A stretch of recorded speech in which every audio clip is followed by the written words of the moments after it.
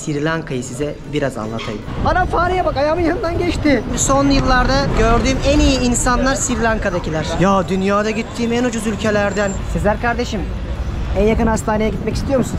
Araç sokaklara girdik. Bir anda 100 sene değişti ortalık. Charles çok iyi ya. Çok iyi abi. Ne işin var benim Maldivler'de? İnsanlara çarpacak neredeyse, gülüyor. Ya dünyanın hangi ülkesinde Uber'le sadece $2'la gidebilirsiniz? Bizi içeri almadılar. Herkes gelip elimizi sıkıp selam veriyor. Çantaları biz öne alalım. Çok iyi insanlar. Ya da biz iyiliği unuttuğumuz için mi? Normali böyle de haberimiz mi yok? Film seti gibi değil mi ya şu? Sri Lanka'ya hoş geldiniz. Türkiye'nin lider su arıtma markası Aura Sebilon Unique sunar.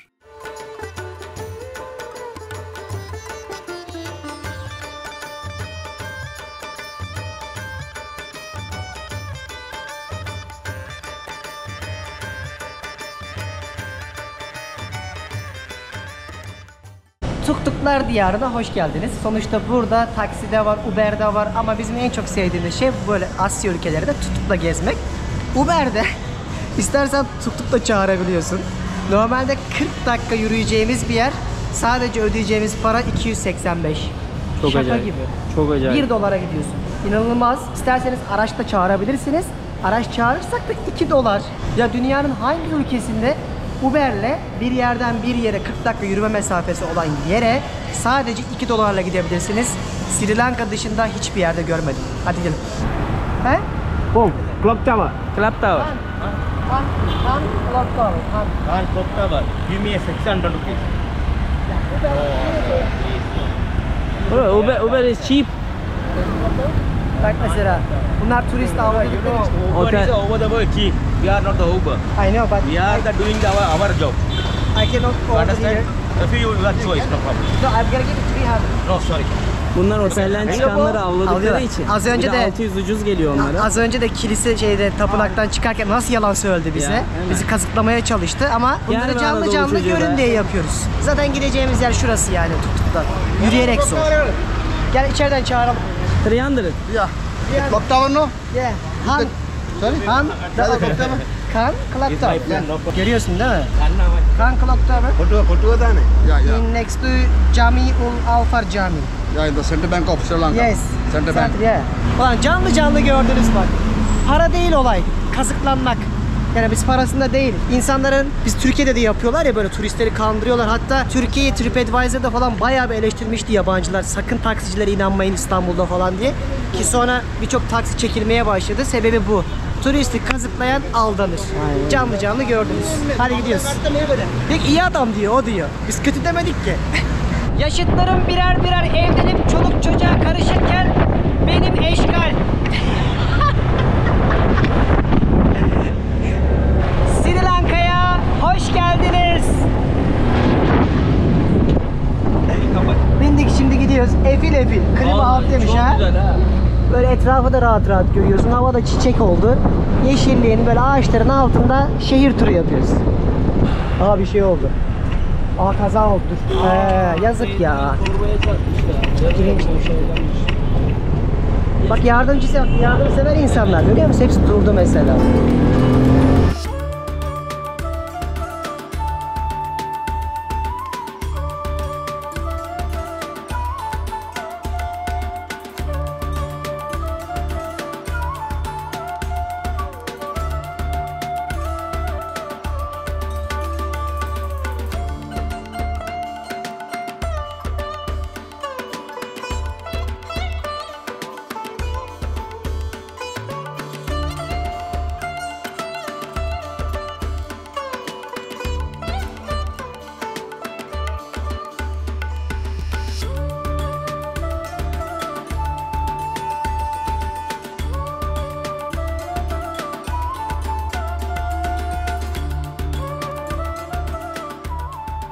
Geldik hadi. Şurada bir yerde park edecek şimdi. Bak trafik başladı. Burada gel. Abi durmuyorlar ya. Ve çok sakinler. Baksana abine düştü. Çok sakin, çok profesyonel. Bak şimdi yalanını söyleyeyim, yapacağım. 500 vereceğim, para üstü yok diyecek. Özlediğim Kaos ya, kaos. Ne işin var senin Maldivler'de, Dubai'de? Özümüze döndük. Burada ünlü bir pazar var. Oraya doğru gidiyoruz. Zaten Kolomba'ya geldiğimizde bir beklentimiz yoktu. Yani Kolombo kesinlikle görülmesi gereken bir yer değil ama bugünümüz birazcık dinlenmeli geçiyordu. Hani dedim ya yatıyoruz falan. Gelmişken görelim istedik. Kaos'u da severiz ama gezilecek yer anlamında en iyi bölge ve kalite anlamında size gösterdiğim sabah bizim kaldığımız yer. Aradaki farka bakar mısın? Bizim mahalleden sonra burası başka bir diyar oldu. Koku bile değişti, koku. Böyle abilerimiz var, dayılarımız. Eminönü esnafı gibi. Ne ararsanız bulabileceğiniz bir pazar bölgesi burası. Trafiğe bak Deniz. Pazara doğru gidiyoruz. Evet, pazar ilerideydi, gel. Sokak yemekleri. Burada tütsüsünü koymuş abim güzel koksun diye yemek satıyor. Daha çok pickle, Spicy. fruits, spicy. Sri Lankan fruit.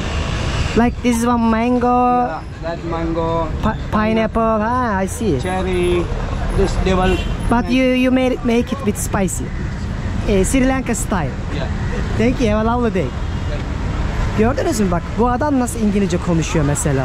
Herkes böyle ve çok tatlılar. Buralarda baharat diyarı olunca haliyle şaşmıyor.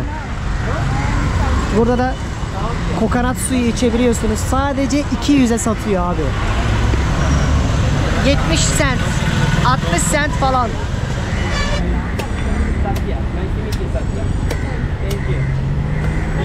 Baksana narlara özenle koymuş. Tanesi 1 küsür dolar. Nar değerli burada.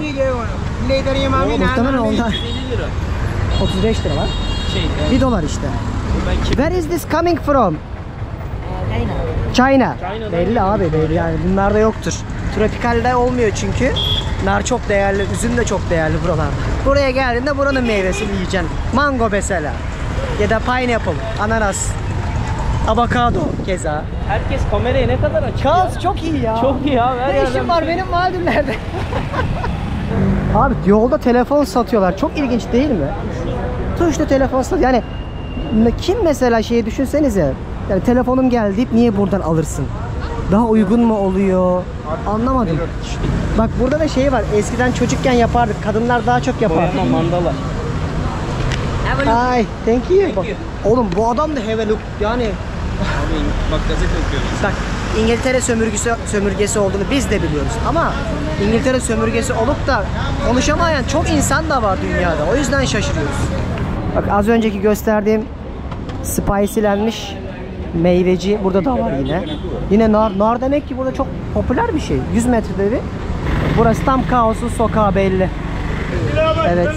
Burada çantaları biz öne alalım. Eşeğe sağlam kazağa bağlayalım. Bazen böyle sadece yürümeyi ve sokakların manzaralarını size göstermeyi daha çok seviyorum. O yüzden çaylarınızı, çekirdeklerinizi alın, izleyin.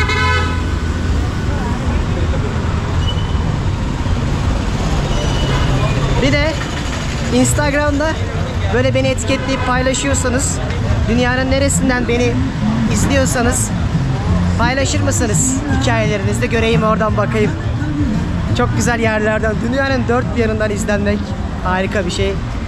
İlginiz ve merakınız için teşekkür ederim. Çok emek veriyoruz gerçekten.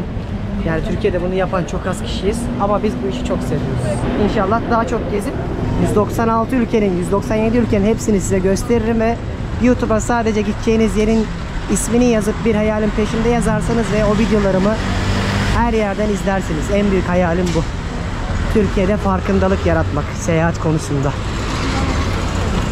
Allah! Niye girmedik ya? Gideriz gel. Kaos da orası. Şu camiyi bir görelim. Bak, Hindistan'da yapılan birçok hamur işi yemeğin benzerini burada da görebiliyorsunuz. Bunlardan yemiştik zaten Hindistan'da, hatırlarsanız. Bildiğiniz hamur içinde ya et ya da sebze oluyor. Samosa mıydı, ismini unuttum. O kadar unutuyorum ki artık, gittiğim her yer değiştiği için akılda kalmıyor. Merakınız varsa Hindistan videolarımı hepsini izleyin. Göreceksiniz ne demek istediğimi. Böyle etli olanlar daha çok Müslüman mahallelerinde olur. Çünkü Hindular mesela et yemiyorlar. Hayvanları kutsal olduğu için. Hayvana tapmıyorlar ama kutsal. Hey yavrum hey be. Şu güzelliğe bak.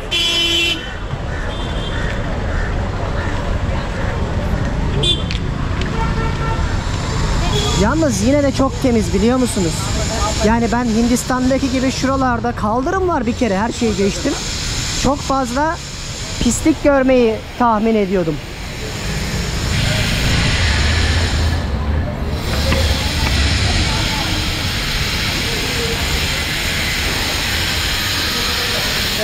Selamünaleyküm. Orada tadilat vardı, girişten giremedik. Arka taraftaymış girişe. Böyle çarşının içinden yürüyoruz.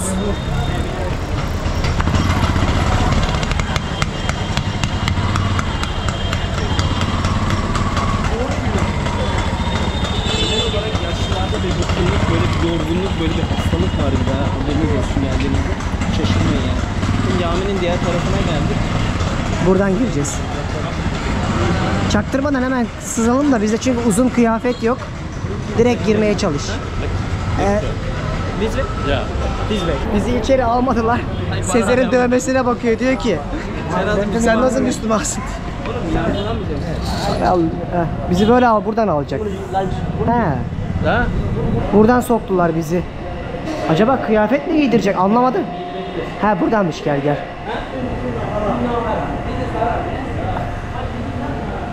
Abdest. How can I say abdest? Abdest. Abdest. Do you know abdest? Like. Yeah. He. It's okay. Vallahi okay ya. Sana direkt adam kafir demeye getir. Aynen, dedi ki burada dedi haram dedi. I'm from here. Yeah, I'm from here. Sri Lanka. Sri Lanka, very good people. Very good. Hazırım. Çok güzel oldum ha. İçeriye bizi böyle aldılar bakalım. Böyle kat kat bir cami yapmışlar. Kırmızı ve beyaz motifli. İlginç bir şey gördüm. İnsanlar şuradaki durağan bir sudan abdestlerini alıyorlar. Şurada az önce ellerini yüzlerini yıkayıp abdestlerini alıyorlardı. Burası da ibadet ettikleri caminin iç kısmı.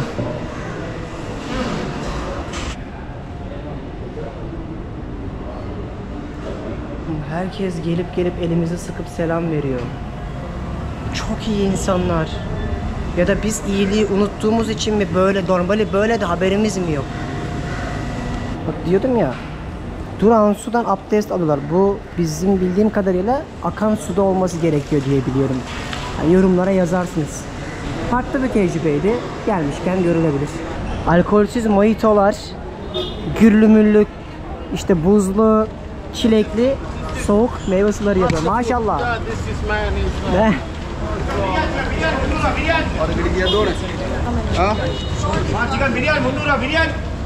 Bir kilo mango 40 TL. Thank you very much. Chicken biryani yapıyor. Sadece $1 şu. Is it $1 ha? 300. Oh, it's just $1. Wow. Thank you, maşallah. Ya dünyada gittiğim en ucuz ülkelerden o kocaman şey nasıl $1 olabilir? Samosa. Is it samosa? Ne içiyor o ya? Chicken soslu. Ha, uyarı. Bir Her dakika. şeyi denemeyin arkadaşlar. Hayır, uyarı şu.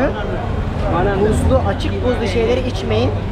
İnanılmaz hasta olabilirsiniz. Geri dönmek zorunda bile kalabilirsiniz. Değil mi? Ben buz varsa kullanmamayı tercih ediyorum. Ben de. Aman ha. Atarım Aklınızda böyle bulunsun. yerlerde de içmeyin arkadaşlar. Renkleri çok ilginç değil mi? Parlak parlak. Şu elmalar falan bak. Parlatıcı dökülmüş gibi. Burada böyle alışveriş yapabileceğiniz bir dünya dükkan da varmış. Kaotik bir yer. Dediğim gibi beklentilerimiz çok düşüktü. Biz gelip çektik. Tabii gelip gezmek ya da gezmemek size kalsın. Ama önerir miyim? Güvenli, farklı bir yüzünü görmek isterseniz en azından havayı solumak için şöyle bir yürüyüş yapabilirsiniz. Biraz dikkat ettiğiniz müddetçe de bir şey olmaz. Bakın şurada Türkiye'nin bir acentenin satışını yaptığını düşünüyorum. Sultanahmet fotoğrafı var caminin. İstanbul bu sene dünyada en çok turistin geldiği şehir oldu. Sonra Paris ve Londra geliyor. İnanılmaz. Yani Türkiye çok turizm anlamında ses getirmeye başladı daha da. Ve çok ciddi reklamlarımız yapılıyor her yerde. Emeği geçenlere teşekkürler. Çok daha iyi olabiliriz. Çok daha yolumuz var. Özellikle yemeğimizi bilmiyorlar. Her zaman bunu söylerim. Tanıtmamız lazım. Abi film seti gibi değil mi ya şu? Her yer her yerde. Kendimi Delhi'deyim, Hindistan'da falan hissettim ama daha temiz hali. Öyle mi? Evet, evet. Çok farklı. Hamas diyor. Hamas diyor. Filistin diyor. Hamas.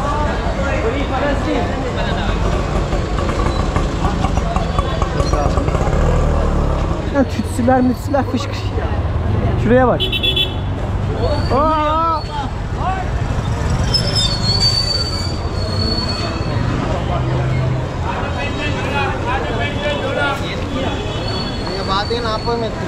Yani o kadar kaosu hissediyorsunuz ki yorum yapamıyorsunuz. Çünkü bir yandan gözünüz yolda, biri çarpmasın diye dikkat etmeye çalışıyorsun. Lakin benim şu ana kadar en çok dikkat ettiğim temiz, koku anlamında bir Hindistan değil. Kesinlikle. Ve güvenli. Dedi ve 5 dakika sonra soyuldu. Böyle yerleri gördüğümde aklıma hep şey gelir. Düşünsene, bu insanlardan birisi sen de olabilirdin. O yüzden dünyayı gezdikçe öğrendiğim ve size anlattığım en güzel şey empati yapmak.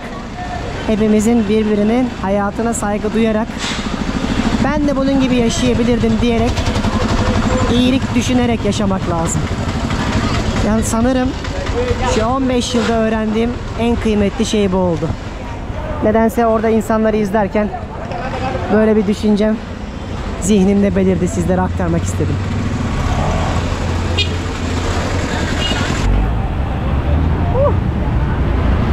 Yağmur geliyor.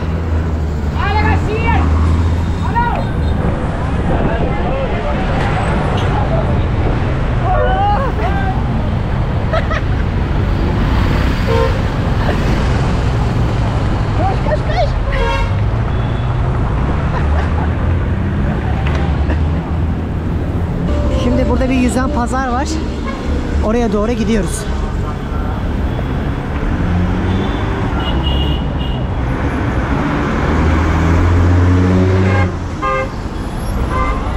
Böyle ülkeleri gezince Türkiye'nin ne kadar iyi yere geldiğini anlıyorum, biliyor musunuz? Çünkü herkes böyle Türkiye'de bir isyan ediyor her şeye. Ben de Norveç, İsveç, Finlandiya olmayı isterim. Çok daha önümüzde yol var ama bizdeki en büyük iki sorun: bir eğitim. Dünyadaki en iyi ilk 500 üniversiteden bir tane Türkiye'den üniversite kalmadı diye biliyorum. 2, hukuk. Bu iki şeyi bir düzeltirsek uçacağız da. Bu iki konuda eksiyiz. Yani şunu söylüyorum, ben içinizdeki en muhalif, her şeyi eleştiren insanlardan birisiyimdir ama gerçekten de Türkiye'nin aslında insanların bu kadar olumsuz olduğu dönemde benim dünyayı gezen bir kardeşiniz olacak olarak yorumum, biz o kadar da kötü değiliz. Adam geldi yanıma. Çok güzel dövmelerim var dedi. Nasılsın dedi. İyiyim dedim. Sen nasılsın? Kaç günlüğüne geldin? 15 gün. Hoş geldiniz Sri Lanka'ya. Ben de Kolomboluyum dedi. Teşekkür ettik. Çok iyiler. Çok iyiler. Müthiş. Bunun şehri böyleyse kırsalı Böyledir. ben düşünemiyorum. Çok iyidir abi. Yani benim son yıllarda gördüğüm en iyi insanlar Sri Lanka'dakiler. Ben de Tanıştığım. aynı düşünüyorum. Müthişler ya. Burada da şimdi bir pazar gezeceğiz. Filmlerdeki gibi. Ben bununla Belize'de tam 8 saat bindim. Ayağım sığmıyordu bile. Bundan indiğinde 4 kilo vermiş oluyorsunuz. Çok kötüydü ya. Ara sokaklara girdik. Burada bir yüzen pazar var. Bir anda 100 sene değişti ortalık. Bak ben burada mesela gece yürüyemem. Korkarım. Korkarım ama hiçbir şey olacağını da düşünmüyorum. Yani evet. Şuraya bak, hayatlara bak. Bak ne abi, sokaktan geçerken sana selam veriyor, gördün mü? Oturmuş gazete okuyor. Oturuşu gördün mü? Ya Afrika'da da hissediyorum kendimi burada. Birazcık Sezer. Öyle mi? O iz de var. Bak benim beklediğim şey buydu. Bunun her yerde görmemiz lazım. İlginç, çok az yerde gördük. Sanırım shower geliyor, yağmur. Bir anda boşalacak. Şuraya bak, çöp. Her yer karga. Arka tarafı burası işte. Benim aradığım şey buydu. Girişi yaptık. Buradaki nehirlerden bir tanesine, göletlerden bir tanesinin içine bu parkı kurmuşlar. Şehrin de tam merkezindeyiz. Burayı da birçok yabancı blogger görün demiş. Gelmişken dolanacağız burada. Bak mesela şu an yağmur yağıyor. Hava açık gibi. Şurada falan da açık. Ama üzerinize su dökülüyor. Buraların standart havası böyle. Hiç beğenmedik. Ne görsel güzelliği. Dolaşacak dükkanı yok. Şimdi buradan ayrılalım. Çok güzel bir yere götüreceğiz size. Buranın en iyi otellerinden. Vallahi güzel. En güzel otellerinden ve kıyı bandının olduğu yere gidiyoruz. Hadi. Şimdi otele doğru gidiyoruz. Yağmur da başladı. Biraz soluklanacağız. Böyle bir yerde. Aa! Gülüyor ya. Buna gülmezsin ya. İnsanlara çarpacak neredeyse gülüyor. Biz gerildik yemin ederim.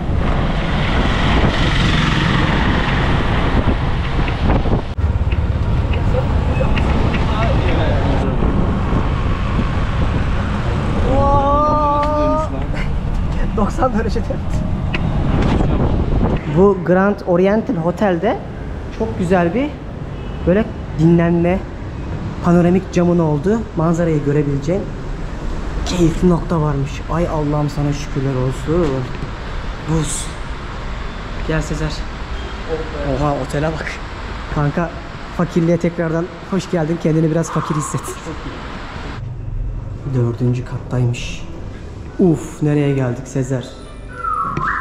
Allah Allah Allah. Oğlum, az önce yaşadığımız yere bak, şimdi geldiğimiz yere bak. Burayı birkaç blokta görmüştüm. Oturalım bakalım. Bir şeyler içelim diye geldik. Hello. Şimdi marina manzarası görüyormuşsun ama bir yerde daha güzel manzarası vardı diye hatırlıyorum. Orada bir şey yoktu. Yemek yemeye gidiyoruz. 0.90 sente anlaştık şimdi. Güzel bir restoran bulduk.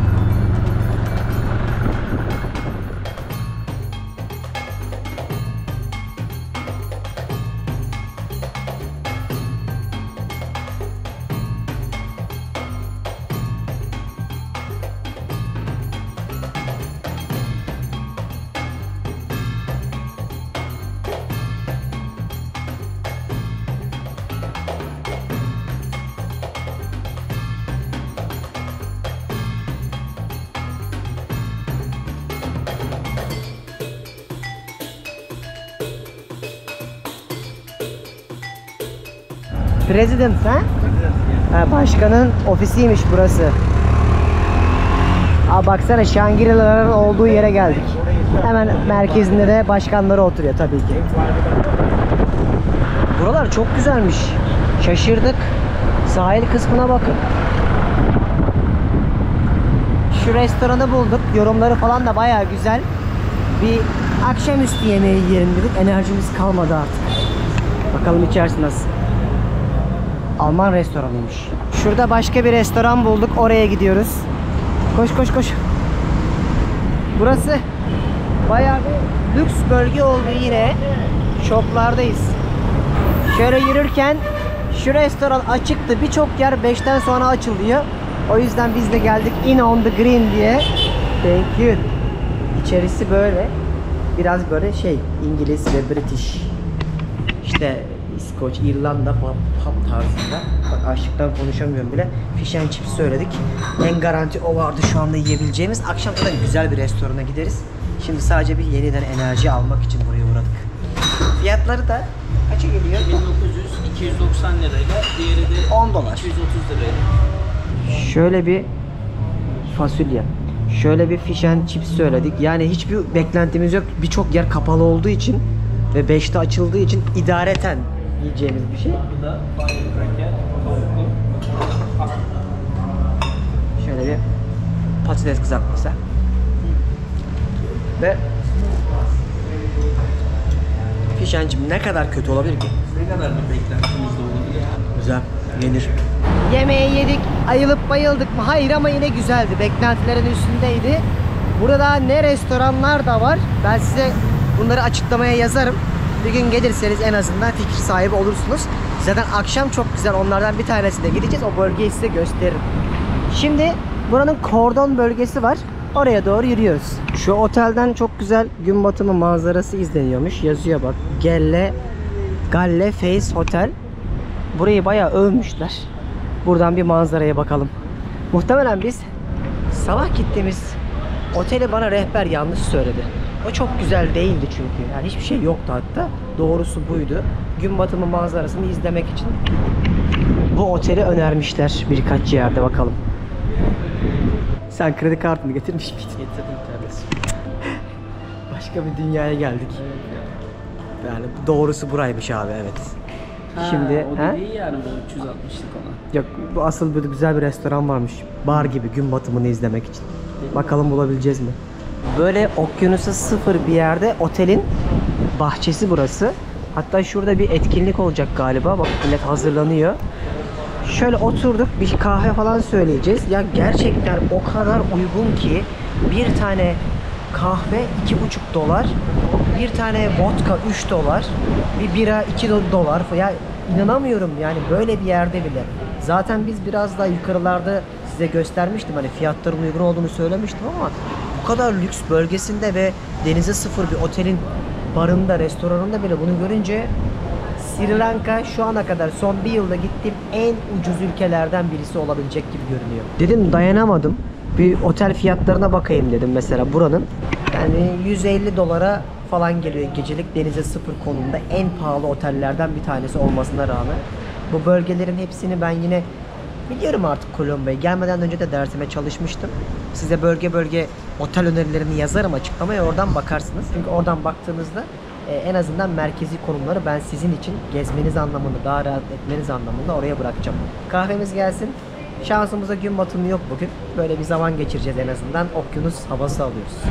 Sahil kısmına geldik. Dev dalgalar kıyıyı dövüyor. İnşallah birazdan güzel de bir gün batımı olacak. Bir tarafta böyle gökdelenler, bir tarafta Hint Okyanusu ve bir kordon boyunca devam eden kıyı bandını görüyorsunuz. Burası da böyle bir yermiş. Görmüş olduk en azından. İskoçya'ya mı geldik, Sri Lanka'ya mı? Bayrak değişimi yapıyorlar ve İskoçların o milli gaydasını çalıyor. Bayrak değişimi güneş batarken yapılıyormuş.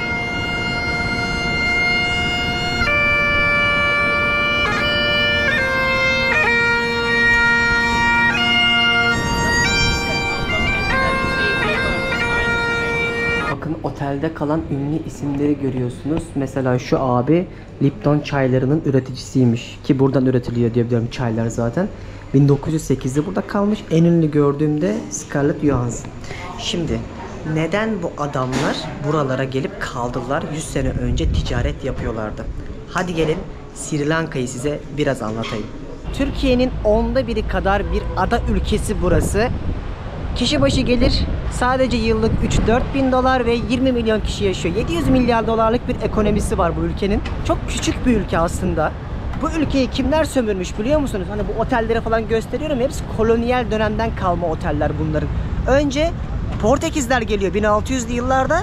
Sonra buranın kralı diyor ki Hollandalılara, beni diyor bu Portekizlerden kurtarırsanız size yeraltı kaynaklarımı veririm diyor ve Hollandalılarla işbirliği yapıp Portekizleri gönderiyorlar. 100-200 sene sonra bu sefer İngilizler geliyor. 200 yıl boyunca İngiltere sömürüyor Sri Lanka'yı.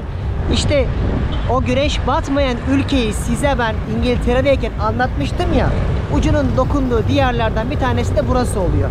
1940'lı yıllara kadar İngilizler burayı sömürüyor ve bağımsızlıklarını bu insanlar 1940'larda ilan ediyorlar. 1970'e kadar da resmi olarak bir anayasaları olmuyor ve İngiltere'nin sömürdüğü devletler içinde anayasasını hazırlama izni verdiği ilk ülke de Sri Lanka oluyor.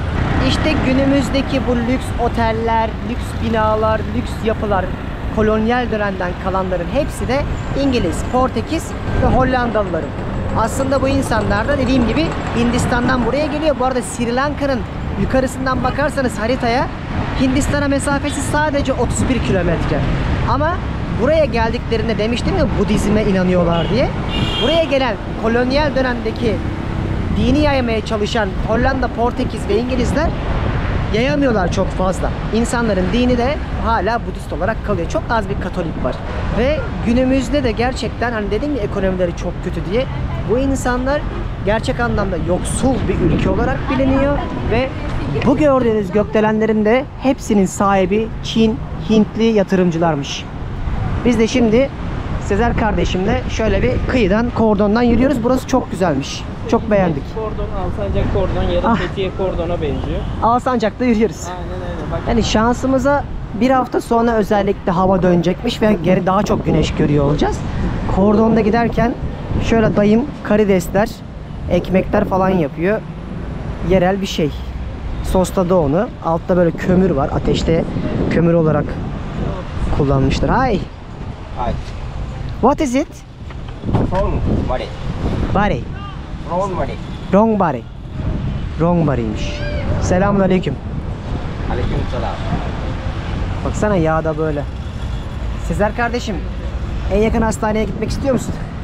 kankam benim motorun yağıyla aynı galiba ya rengi. Tabii çok sıkıntı. Ben bunları Hindistan'da yemiştim, ölüyordum. Özellikle thank you very much. Sokak yemeklerini eğer buralara ilk geliyorsanız bilmediğiniz yerden asla yemek yemeyin ve kesinlikle bir uyarı daha, böyle ülkelerde ana fareye bak ayağımın yanından geçti. Şurada deli. Bana altında. Ulan korktum. Özellikle bak gördün mü gidiyor. Şurada her yerde fareler var. Sokakta yiyeceğiniz yemeğin yanında fare var. Fareler geziyor. Aha işte bak geziyor bak. Diyorum ya ayağımın dibinden geçti. Abi bir tane daha var burada. Ya gel biz şuradan yürüyelim. Fare var. Buz. Eğer paketlenmiş buz değilse, sıradan yapılmış bir sudan buzsa onu da içmeyin. Çünkü vücudunuz muhtemelen, bağışıklığınız alışık değil ve hastanelik olabilirsiniz. Ben uyarmış olayım. Şu lüks binalardan bir tanesinin tepesinde akşamları şehri izleyebileceğiniz rooftop bar var. Oraya doğru yürüyoruz. Ya bak mesela şimdi yolda yürürken fark ettik. Bu nasıl bir bina abi? Bu nasıl bir, gerçekten Sri Lanka.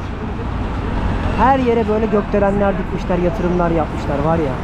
Şuraya bakın mesela sahil bandları. Şu yol var ya, birçok yerde yok ya. İnanamıyorum gördüklerime. Neymiş mekanın ismi? Hangla Ocean Lounge.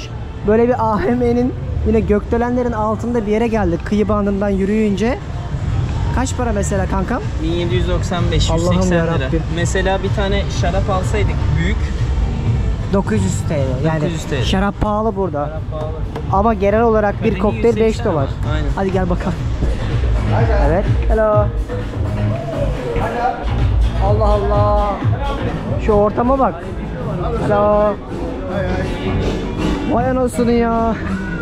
Lan arayınca neler bulunuyor değil mi? Biz de bu işin bayağı fırlaması olduk ya. İyi geziyoruz. Benim dediğim yer burası. British Pub. Öyle mi? Bak çünkü orası daha canlı. Gel bakalım. Palmiyeler falan vardı burada ya. Burada da yine devasa bir alışveriş merkezi kurmuşlar. İçeride dünyanın her yerinden bir dünya marka var. Göstermeyeceğim. Sadece bilin diye söylüyorum ve fiyatlar oldukça uygun birçok şeyde. Yorulduk. Dedik şöyle bir masaj mı yaptırsak? Hazır Asya'dayız. Tabii ki bir Tayland, Bali olmasa da günün yorgunluğunu atalım. Sabahtan beri yaklaşık 9 saattir çekim yapıyorum ben size. Sizler bunu bir nefesle izleyeceksiniz yine muhtemelen ama biz bunu çok uzun emekler vererek hazırlıyoruz. O yüzden lütfen güzel yorumlarınızı ve beğenilerinizi eksik etmeyin. Özellikle görmek istedikleriniz varsa yorumlara yazın ya da gitmemi istediğiniz bir ülke varsa yazın. İnşallah onlara da gidip çekip böyle aktarırım size. Hadi Sezer, bir masaj yaptıralım. Hadi yap. Fiyatları yazıyor mu mesela? O kaç para biliyor musun? Bu başka 50 dolar. Yaptırdık da bekleyemeyiz 2 saat. Maybe next time. Alright, no problem. Abi o kadar şık mekanlar gördük ki dayanamadık. Dedik kahve içmeyelim. Buraya kadar geldik, size bir Sri Lanka çayı gösterelim. Şöyle bir mekan yapmışlar. Çayı içebileceğiniz böyle şık restoran. Bayıldım. Yani ambiyansa bak. Hello, how are you? Nice to meet you too. Thank you so much coming. We want to drink Sri Lanka tea. Yeah, we have nice Sri Lankan tea and 100% natural Prio freshness black tea. Yeah, 100% natural. Hand roll in black tea, like 100% freshness, Ceylon black tea. Ah. And this lady explained this process. Oh, why not? That sounds cool. Yeah. I am creating content in Turkey. Yeah. Now we are making YouTube vlog. Yeah. And I will happily accept your offer. Give some details about processing. Yeah, here's the process. In handmade black tea. Black tea. Yeah, every morning we pluck fresh tea leaves from our state located in Battigame. So you put them 24 hours and they just stay there for one day and then you start rolling it, huh? How do you roll it? Can you show me? Merhabalar. Bakalım dedik çaylarını dedik. Rolling for 2 hours. 2 hours, ha? 2 saat bunu böyle yuvarlıyorum diyor. Böyle ayıklıyormuş içindekileri. And then it's ready to be cooked now. Ah, it will look like this way. Now it's tea. Let me. Bizdeki gibi kokmuyor. Ha, açık olduğu içinmiş. Wow. Çok güzel kokuyor. Thank you very much for explanation. Now it's time to taste it. Thank you. Have a lovely evening. O bakar mısınız ne mekanlar yapmışlar? Sadece çay odaklıymış burası. Çay ve tatlı. Sri Lanka ürünlerini, çaylarını deneyimleyebiliyorsun. Şöyle bir dışarıya çıkalım. Vay, sel almış ortalığı. Yağmur yağıyor. Bir anda yağmur geliyor işte böyle. Şimdi keyif alarak çayımızı içelim. Çay geldi. Bizdeki gibi gayet güzel bir rengi var. Çay kadar çay. Vallahi tadı da çok güzel. Bakın. Ben çok beğendim. Of, içtiğim en iyi çay. Aynı kraliçe gibi hissediyorum yani. İngiltere'nin kraliçesi de hep buradan çayını getirdik içermiş. Yanında da şöyle böyle cookie'ler getirmişler. 5 çaya keyfi yapıyormuş gibi hissettiriyorlar ama kahve içeceğinize en azından buraya geldiğinizde çay içebilirsiniz. Yurt dışında çayı bulmak çok kolay olmuyor. Hep poşet oluyor ama Sri Lanka'da buna doyacağız gibi görünüyor. Ne oldu? Böyle koşturarak kebap yemeye gidersin. Ya bizim kaldığımız yerin hemen yanında burada bir restoran vardı. Chambers diye. Görüyor musunuz? Ya dedik hani bayağıdır Maldivler'de falan da böyle şeyden sıkılmıştık, standart yemeklerden. Yanı başımızda da böyle bir fırsat görünce dedik otelimiz ora, restoran bura. Gelmişken bizden bir şey yiyelim Sri Lanka'da. Kebap var, tavuk var.